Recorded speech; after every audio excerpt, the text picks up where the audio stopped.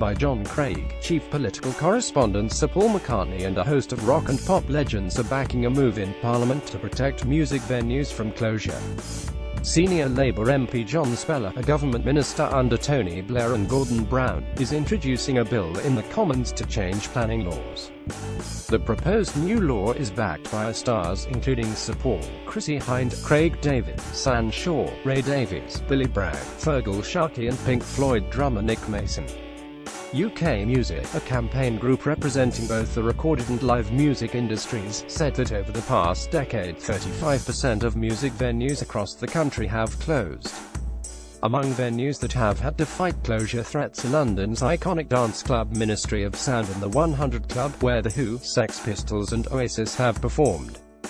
Pledging his support for Mr. Spellar's bill, Sir Paul said, "Without the grassroots clubs, pubs and music venues, my career could have been very different. If we don't support music at this level, then the future of music in general is in danger." Hynde, a founding member of rock group The Pretenders, said, "When I heard of the impending threat to small venues, my heart skipped a beat. It isn't talent shows on television or theatre schools that propagate great music. It's small venues, the setting of everything great that's come out of the music scene in this country, from the Beatles to Oasis and beyond.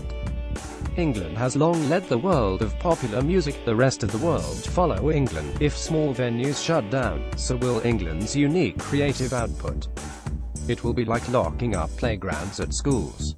The whole world will suffer, not just England." David, who scored #1 hits with Fill Me In and 7 Days, said, "As an artist I'm concerned that music venues are facing unprecedented threats and it is a matter of great concern to us all. I give my strong support for proposals to change planning law so that we can keep music live." Mr. Spellar's planning agent of change bill proposes that developers must take account of the impact of any new building scheme on pre-existing businesses like music venues before going ahead with the plans. That could mean a developer of new flats takes responsibility for soundproofing to avoid the risk of new neighbors complaining about noise from a music venue. Mr. Spellar said, "Fewer venues means less work, less opportunity to develop talent or even find out that you are not going to make it in the industry, but also to move up from amateur to part-time, to full-time, to national or even international star. If the present situation does not change, we are in danger of taking away the ladder that has served individual musicians and the music industry so well for so long." Mr. Spellar's bill has the backing of at least 75 MPs and peers, including the former Tory Culture Minister Ed Baisley, and organisations including the Music Venue Trust and the Musicians' Union. According to UK Music, venues under threat today include 3 Bristol venues: the Thekla, the Fiddlers and the Fleece. Campaigners are also battling to protect the Womanby Street Music Quarter in Cardiff from developers. Venues which have closed in recent years include the Free Trade Hall in Manchester, where the Sex Pistols played a major gig in 1976.